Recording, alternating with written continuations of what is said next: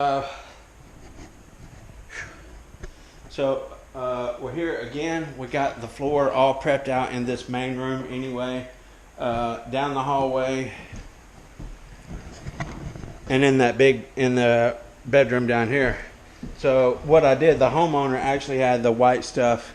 If you can see the filler, I can't remember what he called it. I don't use that stuff. But anyway, this ain't been swept yet. But anyway, this was angled, sloped down. Right here is why he patched that. It was not as thick as what he originally had, so he run that patch over it. So I put a straight edge on it. This part was not too bad.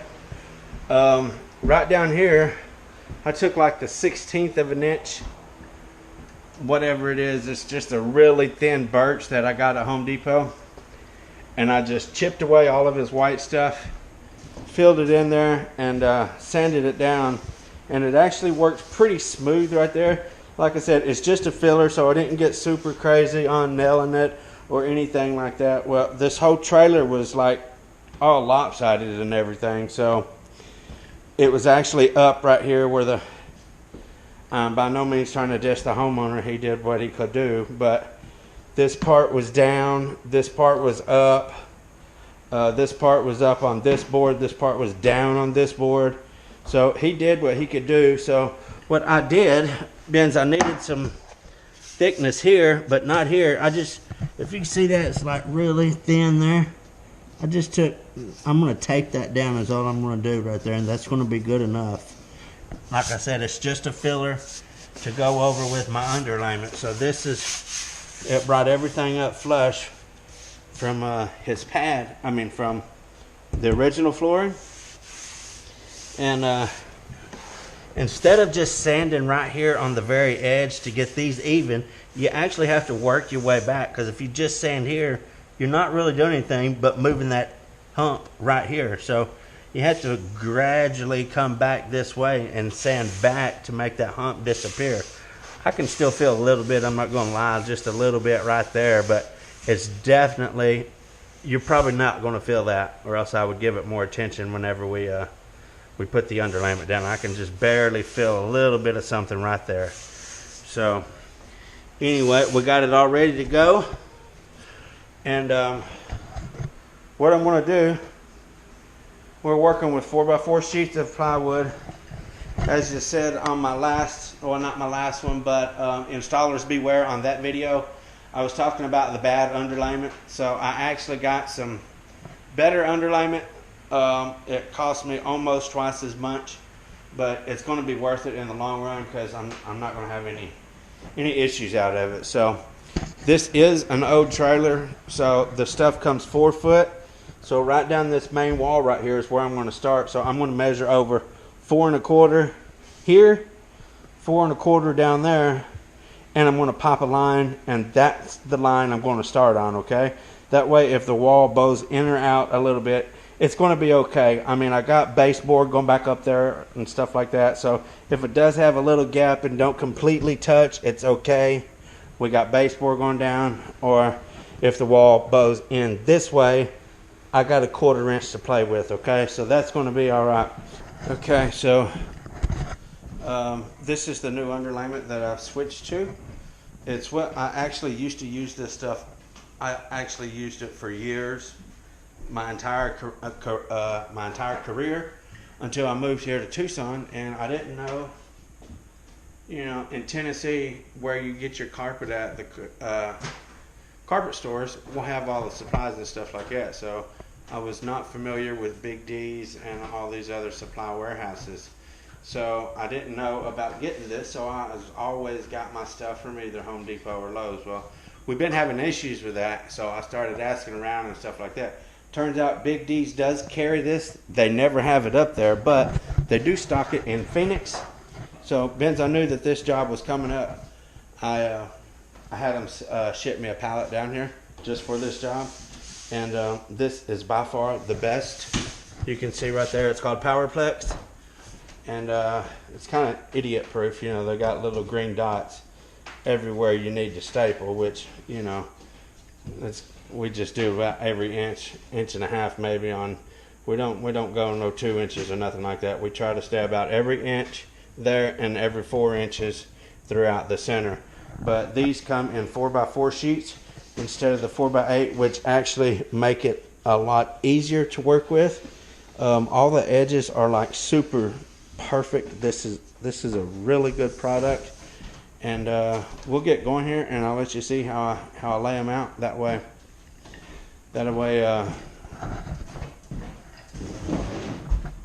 we can.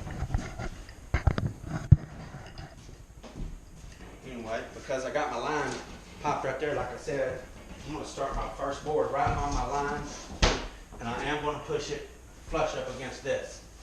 Flush up against my counter there. If it works out that way. If it needs to be trimmed or whatever, so be it. But my main thing is the line, because that's what's straight. So it looks pretty good right there. All the way down my line. Just a little bit there, but like I said, that's cool because we got base and stuff like that. I am going to give just a little twist there. Okay. That looks pretty good to me. So this is going to be just a little bit loud, but I want to get this one down. That way you can see starting my next one, okay?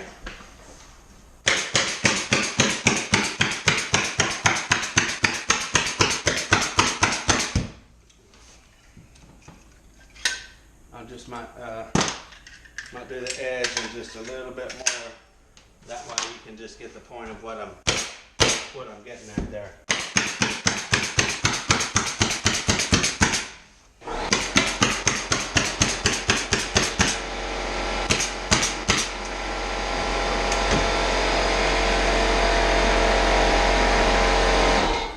Turn this off for just a second and make a point about this. Anytime you're installing underlayment, wherever you start at, you just want to work yourself back and forth across the board that way. Say if I went this and done all the edges first, you're going to have a little hump right here, and that's very possible. It's very likely that that's going to cause issues later on because it's going to have tension in it. So I start on one side, whichever side I start on, I just work my way back and forth until I complete the board that way. I don't want to go around the perimeter and then do the inside. I started here, so I'm going to work my way this way, okay? So let me get my second sheet down there.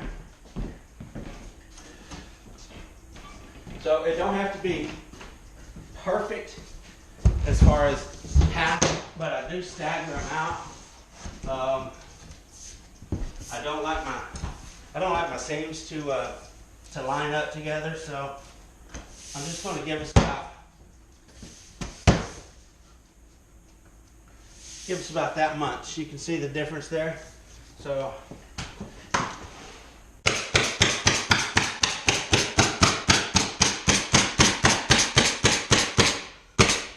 another thing, whenever you are nailing on the edges, it is important. If you look right here, look about how far I'm away. I'm about maybe 3/4 of an inch or an inch. If you get right dead on the joint, let me show you.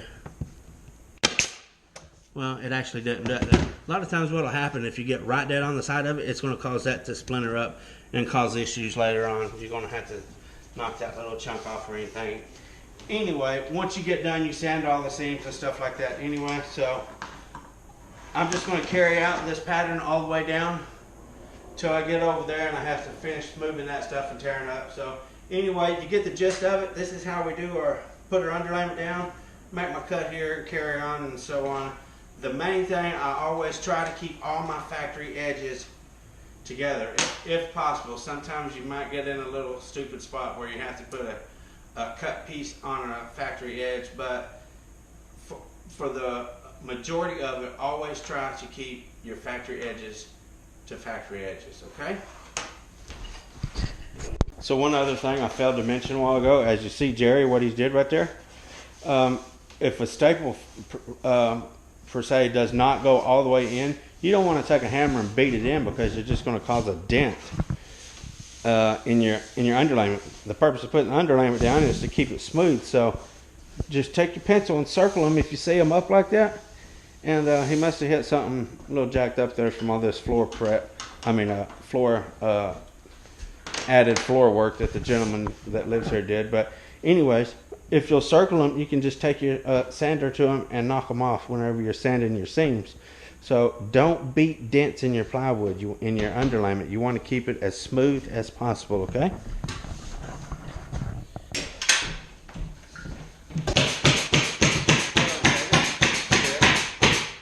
So I just wanted to point this out right here as well too. I'm not even got a brand new blade in it. And look at this cut edge. There's no chunks missing or anything like that. It just cuts really smooth, and like I said, this is not even a new blade. This is a used blade I'm using right now, so that's pretty daggum good.